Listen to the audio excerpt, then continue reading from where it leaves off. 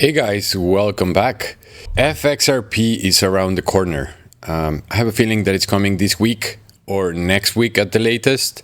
I am super excited. We're going to watch this video real quick, and then I want to give you a few guidance on what to expect. The first set of things that you'll be able to do on Flare is just a classic DeFi.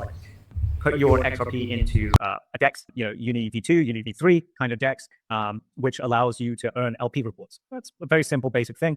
The next level down is lending. So you're able to effectively lend your XRP to people, or borrow against, borrow dollars against your XRP, for instance, or borrow Flare against your XRP, stake it, and get the Flare rewards, the Flare drops, which I think is pretty interesting, aspect. But probably the critical flywheel of DeFi on Flare, XRP DeFi on Flare, will be what we're calling staking through Firelite, which is built by an institutional partner. And that allows you to stake your XRP, pretty low risk, in order to secure services called actively validated services. And you receive their token in the same way that you would if you were staking, any other stakeable token. So you receive their token in order to provide value for network security for ADSs. And this is pretty interesting aspect because you stake your XRP and you get a LST, a liquid staked token. So you get an LST of XRP, which you can then go and do other interesting things. You can borrow against that LST. You can borrow Flare and boost your yields by getting the Flare drops, and all of those kind of things. So quite interesting verticals. We're also onboarding neo-lending protocols. These are very different to the existing lending protocols. These allow you to essentially participate in a pool that is managed by a professional entity that effectively curates your risk. This is starting to get into the territory of regulated sort of DeFi. And then really the last thing we're very interested in having is a basis traded stablecoin. So this is a stablecoin in which you deposit XRP, you get a stablecoin, and then they take that XRP and they effectively create the stablecoin by hedging out the delta. This is the way that the token XRP moves against the market. They hedge out the delta in futures markets, and they can do this either on-chain through a perps market, or they can do it off-chain through a centralized exchange. Now, this is absolutely a product that requires KYC, AML, whitelisting. Not everyone's going to be able to deposit XRP and just mint this stablecoin, because effectively someone is managing that position on your behalf, and they need to make sure that you are effectively capable of managing that position on your behalf from a legal perspective.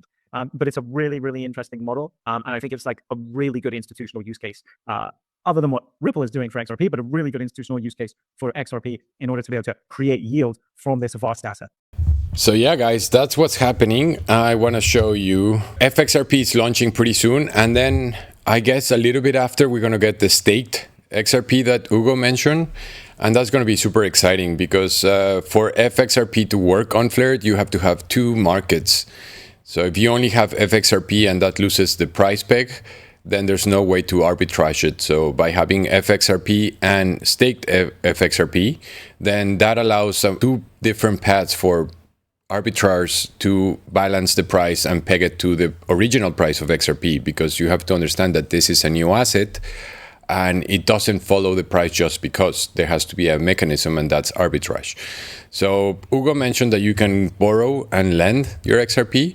So in this case, I have SFLR lent, and then I borrow some stable coins here, and then I use these stable coins to do DeFi with, and then I can preserve my capital for price appreciation.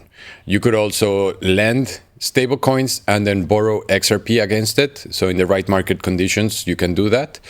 When ETH came out, like right now, you're only getting 13% for supplying ETH. But when it first came out, it was more like a 40 or 50%. So if that's available just by bringing your XRP and depositing on a borrowing and lending, that's a pretty great deal that you can get. Then you have Spartdex, where you can have liquidity pools. And this is going to be super exciting as well, because like I said, you get stable coins here, and then you enter with this balance in the liquidity pools. And that's going to be pretty exciting. And then you have Enosys as well. And there's some pretty great yields. Then we have Raindex, where you can do like fixed limit. This would work like in a centralized exchange, where you can say, I want to buy $100 of XRP at $2. And then if that price hits, you buy. You can do the auction-based cost averaging. That means that you say, okay, if the price of XRP is below $2, I want to keep buying. And if it goes all the way to $1, you're going to do larger buys. You can also do a two-sided dynamic spread. This is similar to an automatic market maker. So instead of having the liquidity pool where you're constantly trading, you can set up that if the price moves 5%, you buy, and then you want to have a 2% on top of that. You can this is super powerful trading language that was created. So yeah, there's going to be a lot of things going on with FXRP. My only warning to you is make sure that you learn and understand what you're doing. I have seen it over and over where people see the yield, they go all in, and they don't understand what's going on, and then they lose money, and then they say that it's a scam. It's not a scam. You just have to understand the dynamics and how it works. So I have a lot of videos in my YouTube channel. If you want to check it out, check why do you have less coins on a liquidity pool and how to keep healthy borrowing and lending. There's a lot of information. This is going to take some time. There's going to be a lot of FOMO in the next few weeks, just people trying to get yield. And I highly, highly, highly, highly suggest that you take the time to learn, start small, because if you mess up with DeFi, there's nothing you can do. I will for sure be there waiting for any market opportunities. And I think that if somebody makes a bad trade and you see it, you should take it. You're not forcing anyone to make that bad trade. So if you mess up, your money's going to be lost. And I don't want that. I want everybody to win. I think DeFi can be an incredible way to make money, but you have to learn. You have to take the time to understand the dynamics and make the right decisions. And I hope you enjoy this FXRP journey that we're going into.